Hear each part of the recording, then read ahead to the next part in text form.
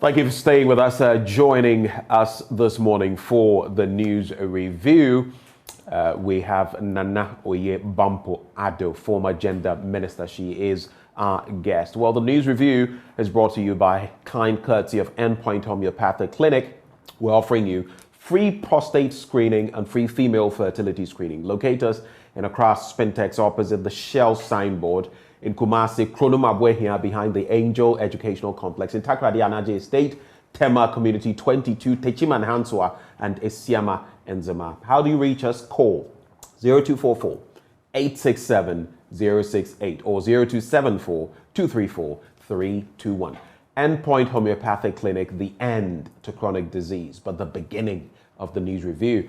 And we're joined by Nana Oyebampo Ado. A very good morning to you, madam. I can hear you saying good morning, how are you, but only by reading your lips. You would have to unmute, please. Great. Hello, good morning, how are you? I am well. How about you? You actually read lips. That's really great. I could just tell because I was... But I got it right, did I? You did. You got it right. You did. Awesome. It's been a while. Yeah. Always good to have you back joining us to review the major issues taking place in our country. But how about starting off the conversation from here? Two things. Yes. One has to do with the domestic debt exchange, but from a specific angle. The pensioners. And I bring this up partly because you're a gender activist, I know. You're passionate about gender issues. If you look at the reaction of the finance minister to the pensioners yesterday, devolving into a bit of an unpleasant situation because Oliver Mause Bakavomawo, who was at an event I attended later in the day, also posed that question to the finance minister. But if you look at the reaction to pensioners, and then you look specifically, considering how Gabi Otredako, cousin to the president, took on the former Chief Justice, Sefaya Kufo, what do you make of their exchange?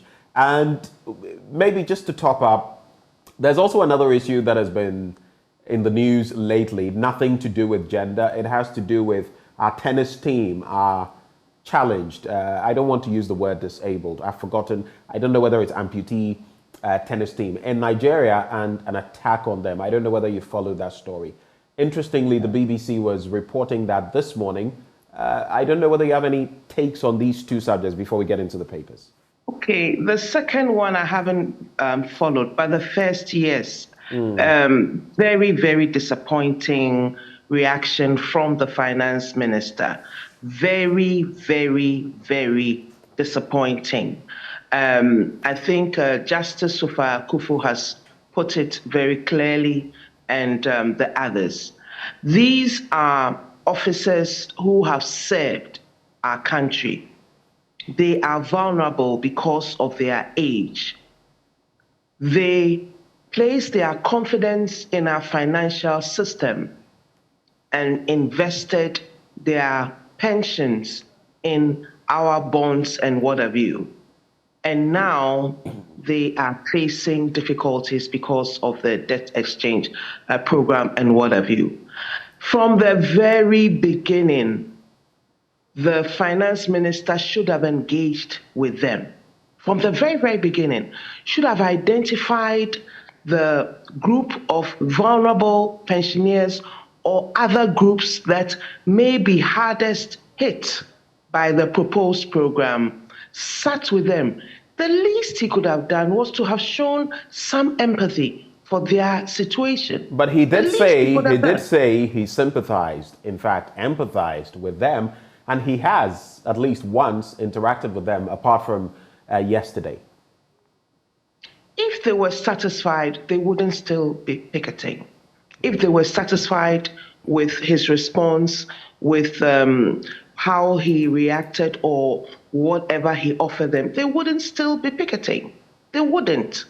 And that is he decided that once he was nominated by the president of Ghana, he would go through the motions, and he said he would serve us. And just like was said on your program by Justice Sefaya Kufo, he said he would protect the public purse.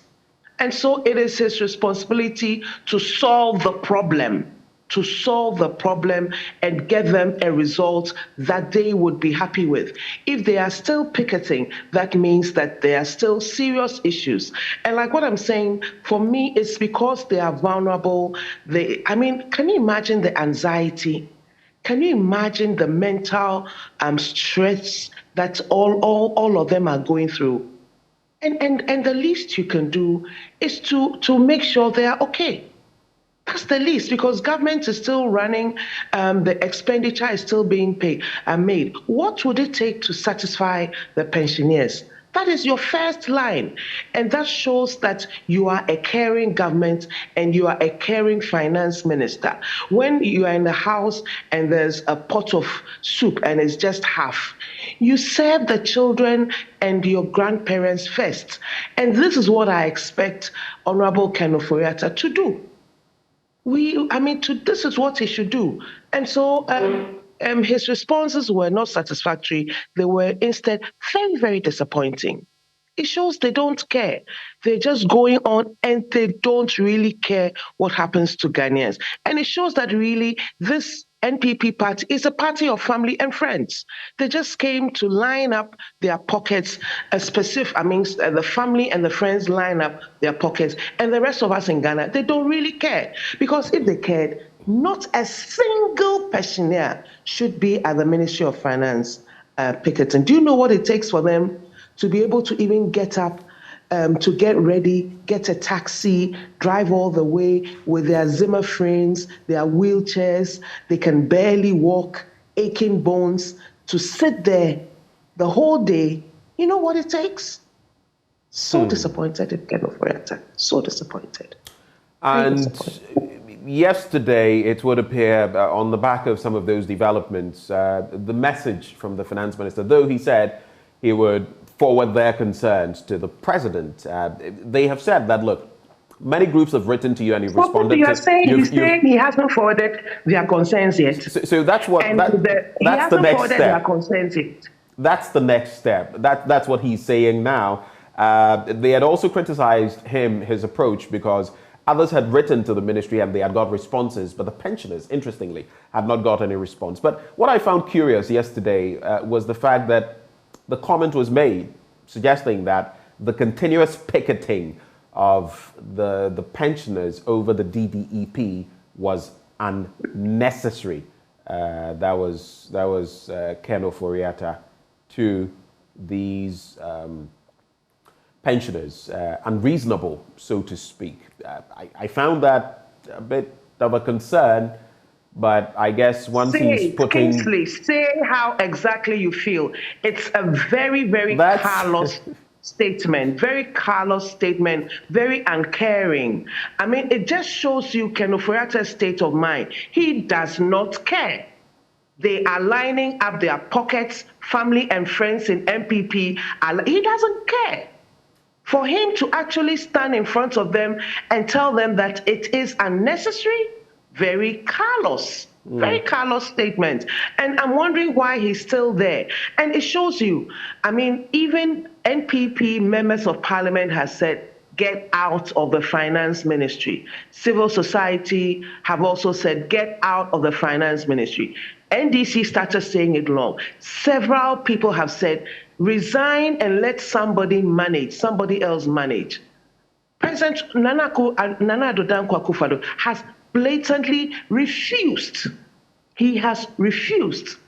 Ken Ofori-Atta himself has refused. And he's continuing on this roller coaster, just destroying every single gain we have made, making a mess. The finance pot for Ghana, the reserves, empty. It's a big mess. And he still has the audacity, that is what I should use. He has the audacity to stand in front of public servants, civil servants, pensioners who have toiled honestly with integrity for our country, and he looks them in the eye and actually tells them that what they're doing is unnecessary. It's terrible.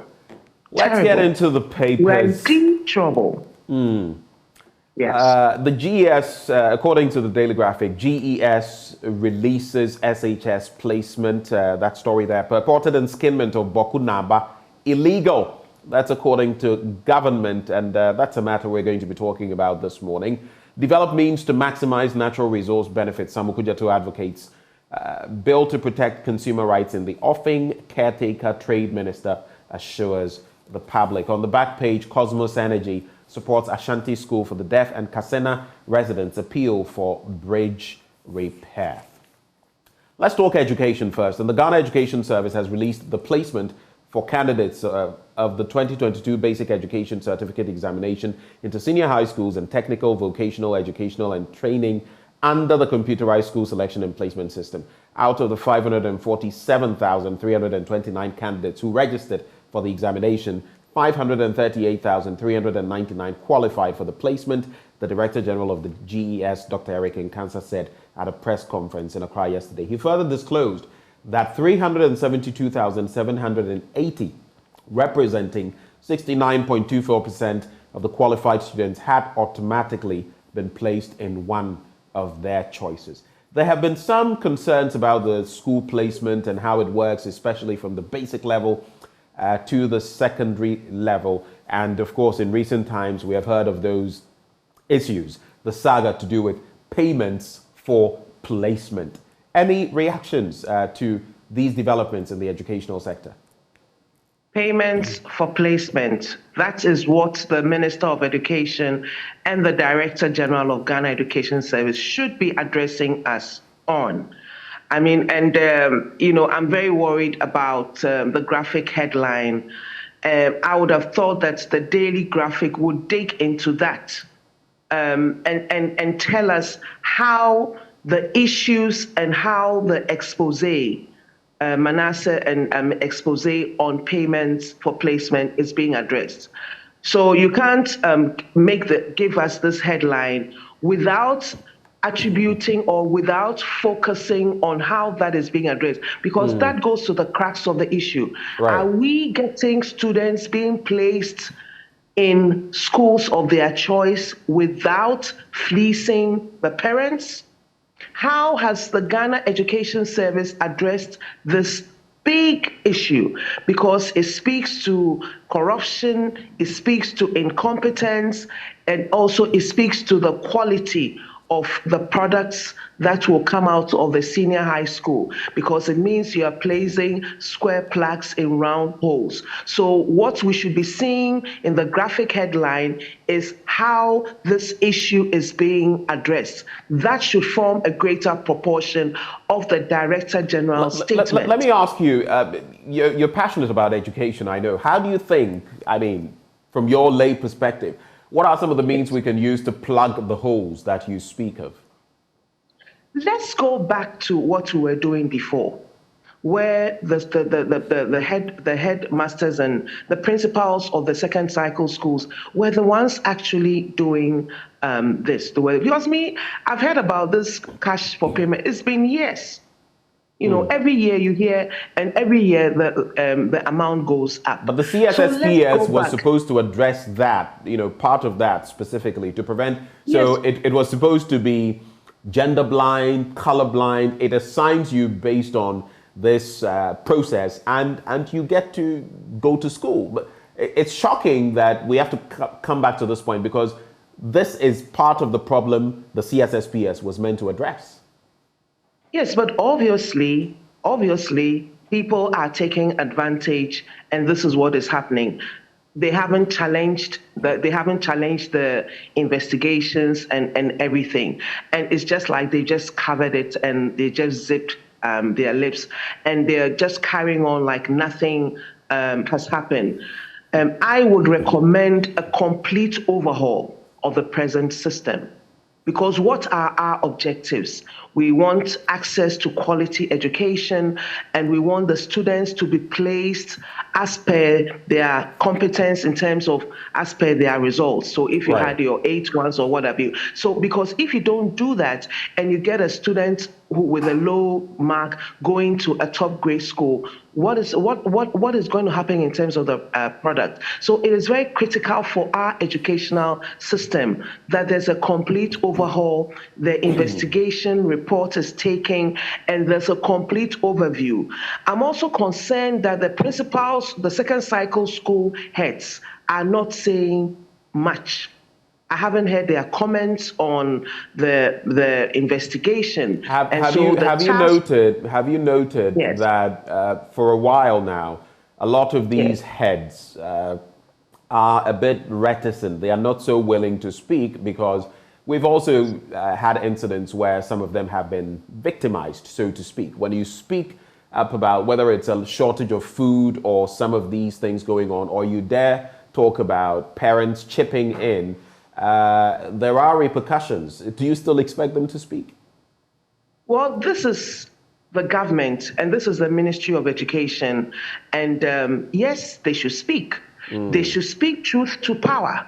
Right. Everybody should learn. If we want to go on, progress as a country, we need to say it as it is. We need to say, and if all of them come together and speak with one powerful voice, I do not think the Ghana Education Service or the Ministry of Education would victimize them.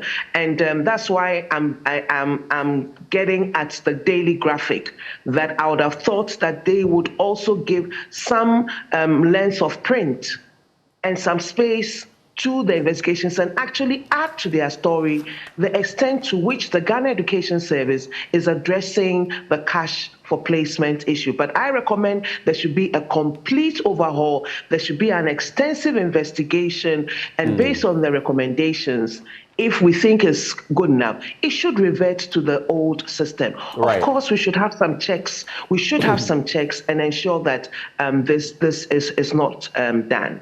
So 2 quick points. This story, as of today, to be fair to the Daily Graphic, what I pointed to were previous incidents, which we've been talking about in recent times. You mentioned Manasseh's investigative piece, the Fourth Estate, but today's story really focuses on the GES releasing the SHS placement. It doesn't focus on the cash for placement saga. So to be fair to the Daily Graphic, today's story was not focused on that. I chipped that in. So your expectations, I believe after the cash for placement saga came, the Daily Graphic did have stories enumerating some of those. But just a point of departure, not from me, but from Education Minister Dr. Yao Osei Educhum. When you speak of the fact that the placement system puts students who may not be grade A students based on the aggregates they scored at the basic level into top-end schools, grade A schools, that could be problematic. But if you recall, the education minister said at some point that is what will prove the mettle of the grade A schools, if they can take students who perform poorly and make them excel. Do you disagree with him on that briefly so we can move on to other stories?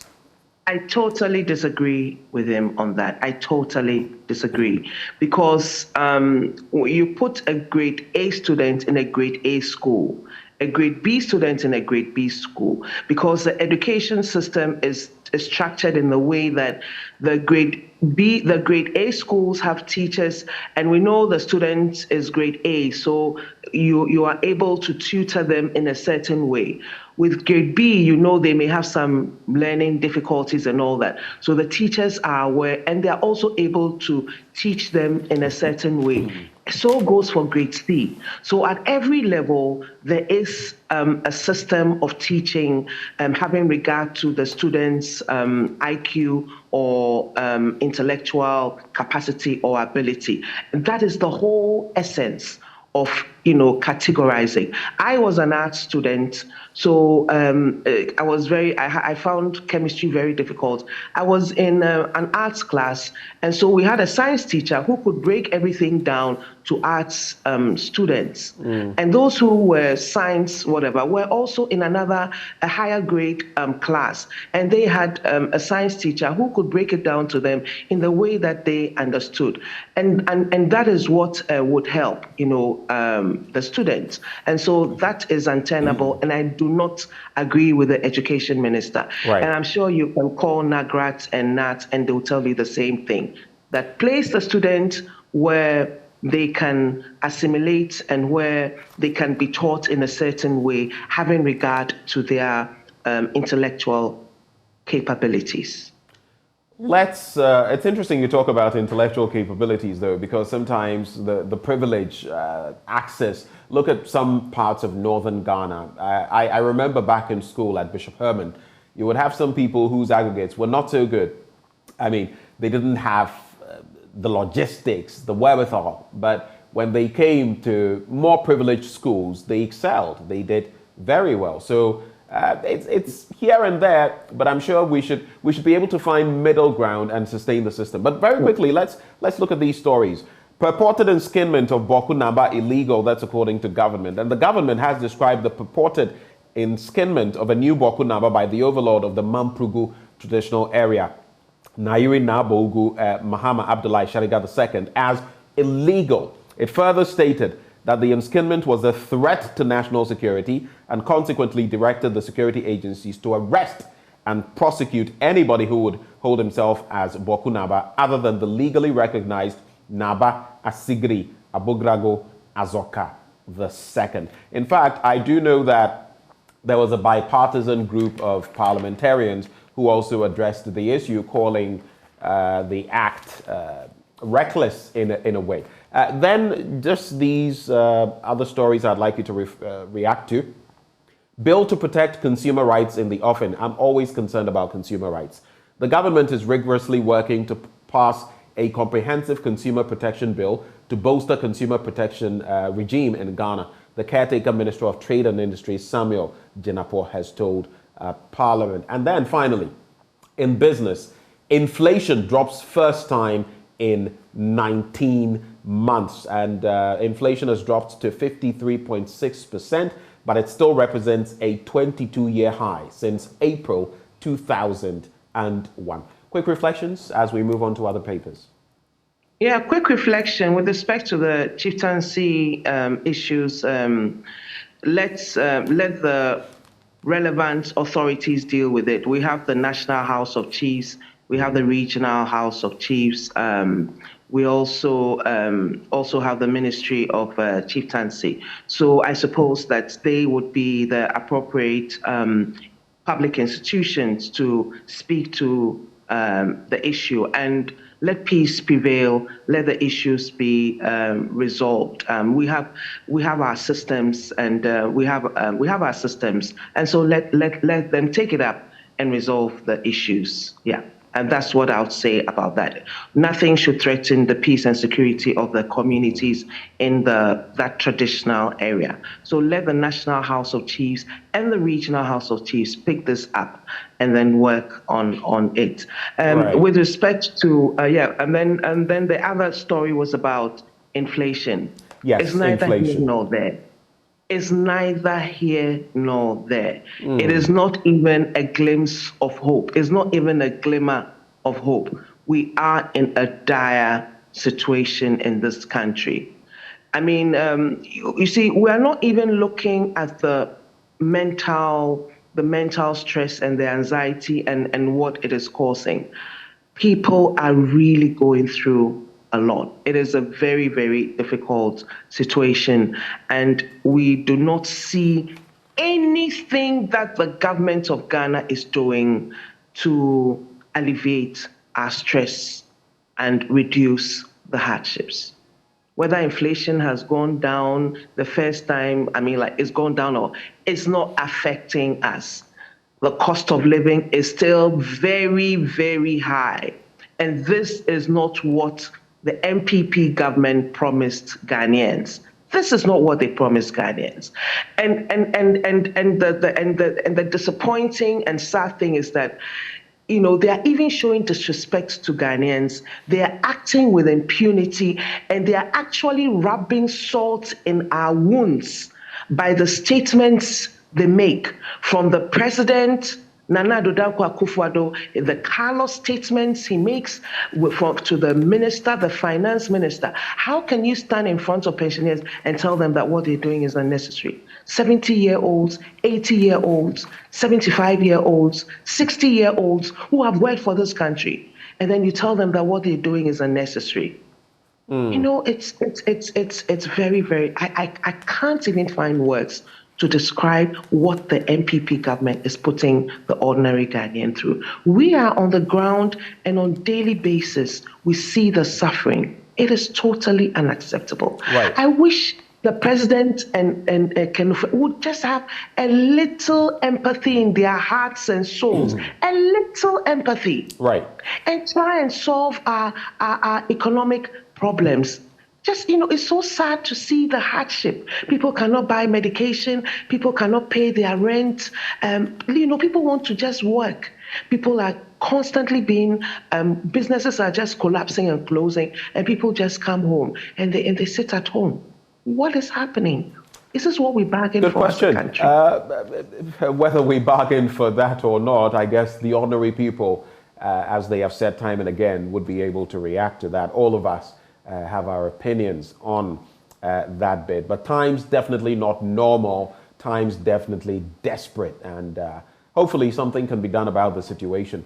And part of that has to do with the IMF deal that has been touted. But let's get into the Ghanaian Times newspaper. It regurgitates the stories we've already done about consumer protection, the enskinment of a new Boku Naba, and the CSSPS. But just this one I want to look at.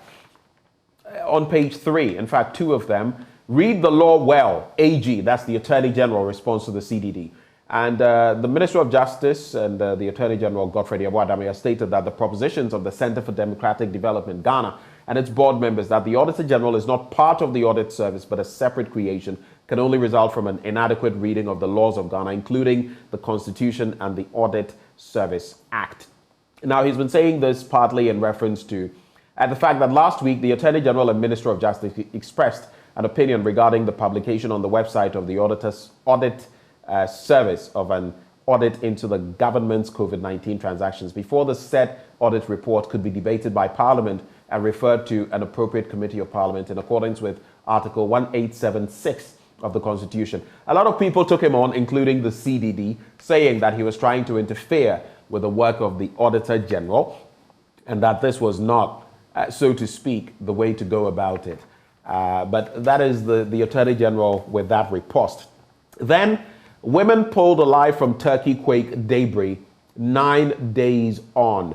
And 9 days after Turkey's earthquake disaster, 2 women have been pulled from the rubble alive. 42-year-old Melike Imamoglu and 74-year-old, imagine that, Cemile Kekic were saved by rescuers in the Turkish town of Kahramanmaras. That's quite a mouthful. I only bring it up because, unfortunately, still not much news about our very own Christian Achu. Yeah. We have just about 4 minutes, so quick reactions to these as we get into other papers. Yes, with Turkey and Christian, we can only hope and pray. Right. We can only hope and pray, and whatever the outcome, we just thank God and we support his family, his immediate family, his twin sister. I can just imagine what she's going through, and his family in Ghana. We only hope and pray, and we'll just be strong for whatever the outcome is, and not only for him, but for all others, for all other families who are patiently waiting to hear word or news of their what has happened to their family. We can only hope and pray with Turkey, pray with the family of Christian Achu. And with respect to the Attorney General, another public officer who has been very disappointing, very arrogant, and I just don't know whether he really understands what his mandate is and what his role is. He's obviously interfering. And we are Ghanaians, we voted his government into power. And he is representing we, the people of Ghana. So we will hold him accountable and tell him as is.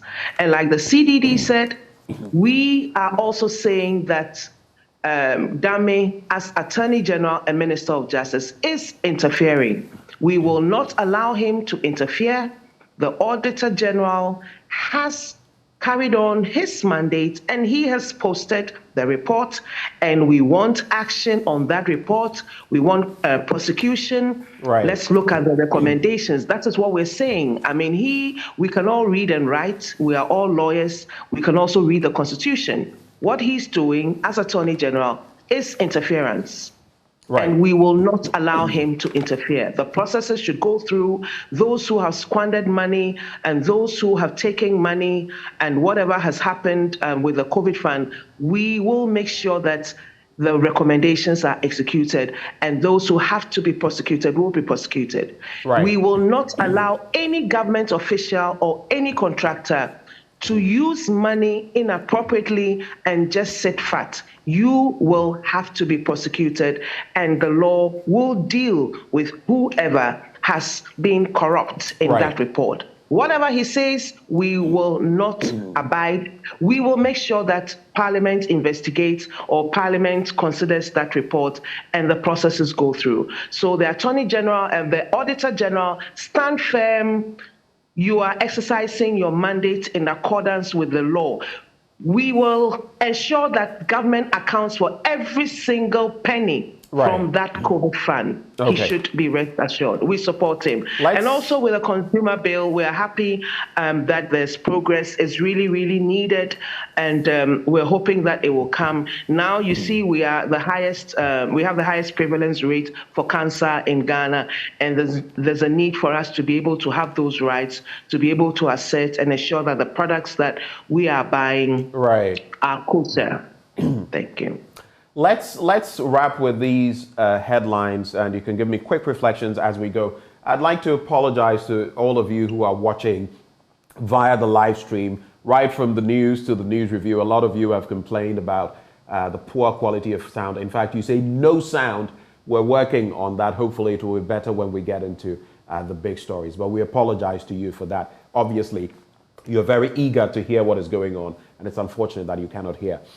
Just to wrap the conversation, so BNFT, CD to close year at 13 CDs to $1. And that is according to the research arm of RMB Africa, projecting the currency to end 2023 at around 13 CDs to $1. And if sustained, it will represent a significant improvement over the CD's performance in 2022, when it depreciated by 30% against the dollar. Then our presidential jet is back, according to the Daily Guide. The Falcon 900 EX presidential jet, used by the president and key government officials for both local and international travel, is back home in Ghana. This was after undergoing 6 months of repair in France, in Paris, France. The jet arrived in Ghana on Tuesday, February 14, 2023. And sources said during the period, the entire aircraft was fully refurbished with the retrofit and avionics systems upgraded and carried out on the plane as well. Finally, we have plans to take government off central bank support. That's according to the Bank of Ghana. Taking government off central bank support. You can reflect on one or two of these stories as we wrap, Nanoye. Yes, I mean, the presidential jet. In this austerity, the Daily Guide decides to make this a headline, presidential jet. When we're talking about children going to bed hungry, when we're talking about schools not being able to feed students, when we're talking about pensioners not being able to buy medication to even survive, when we're talking about people dying because they cannot afford medical care, you actually post a headline about refitting a presidential jet. Like all that money, I'm sure it's millions of dollars. Could we not have used all that money to solve some of our problems? Could we not? But we were told that the jet had problems. Would you have preferred the president, though, and other key government figures? Would you have preferred them using private jets? Sam Kudjatu has been on their case for that as well. We need to reduce government expenditure. We need to reduce government expenditure to be able to get the revenue to shore up the other sectors of the economy where we're having challenges. Right. And in this austerity debt exchange, you're looking at debt exchange program, you're looking at people's investments, and you talk about refurbishing a presidential jet. Interesting point you make, but we'll have to hang it here.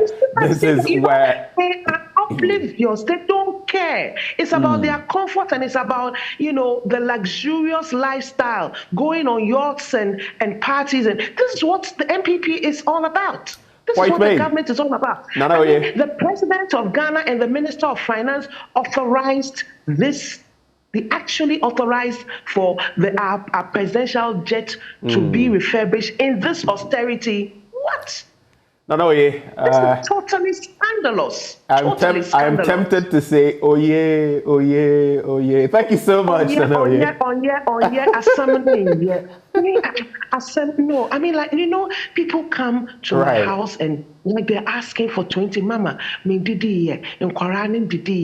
I mean, they actually come and I have to carry my condo. I have to just give everything out to them. People are really suffering. Desperate times indeed. But we'll have more time to converse on some of these matters moving forward. Former Gender Minister Nanoye Bampoe-Addo has been our guest. Thank you so much, madam, for joining the conversation. Yeah, thanks.